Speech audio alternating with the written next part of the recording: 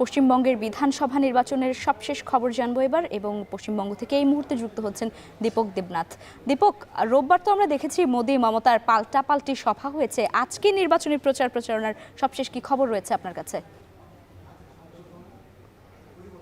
দেখুন, গতকালই আমরা দেখেছি যে একদিকে প্রধানমন্ত্রী নরেন্দ্র মোদী তিনি কোচবিহারে সভা করেছেন এবং অন্যদিকে মমতা ব্যানার্জি তিনি তিনটে সভা করেছিলেন। এবং আজকে অবশ্য প্রধানমন্ত্রী নরেন্দ্র মোদীর কোনো সভা নেই, কিন্তু মুখ্যমন্ত্রী মমতা ব্যানার্জির সভা রয়েছে এবং ইতিমধ্যে তিনি দুটি সভা করে ফেলেছেন।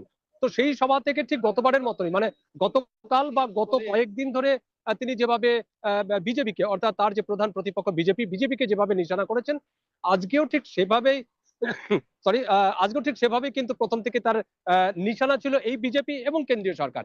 এবং আমরা দেখেছি যে এই নরেন্দ্র মোদী সরকারকে যেভাবে নিশানা করেছেন, বিশেষ করে এসআইআর অর্থাৎ যে ভোটার তালিকায় যে সংশোধন, সেই সংশোধন নিয়ে কয়েক লাখ মানুষের নাম বাদ গেছে এবং সেই ইস্যুটিকে উত্থাপন করেই মমতা বারে বারে নিশানা করেছেন এই অমিত শাহ, এই প্রধানমন্ত্রী নরেন্দ্র মোদী এবং কেন্দ্রীয় স্বরাষ্ট্রমন্ত্রী অমিত শাহ, মূলত এই দুজনকে তার নিশানা বস্তু।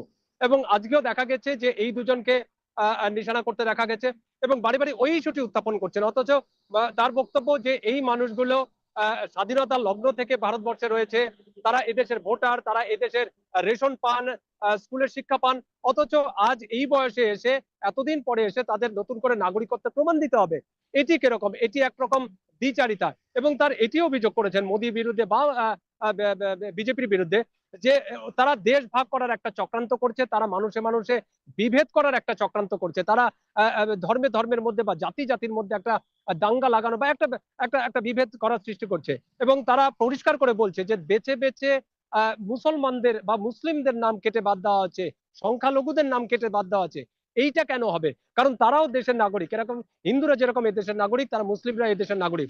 সুতরাং মোদী সরকার বা বিজেপি সরকার যেন সমচোখে, সমান চোখে যেন এই দেশের নাগরিকদের দেখে। এটি হচ্ছে মূলত প্রধানমন্ত্রীর বা কেন্দ্রীয় স্বরাষ্ট্রমন্ত্রী অমিত শাহকে নিশানা করে মমতা ব্যানার্জির এই ক্ষোভ। এবং গত কয়েকদিন দেশের সবচেয়ে মজবুত আরএফএল ল্যাডার, যা 606 গ্রেড অ্যালুমিনিয়ামে তৈরি,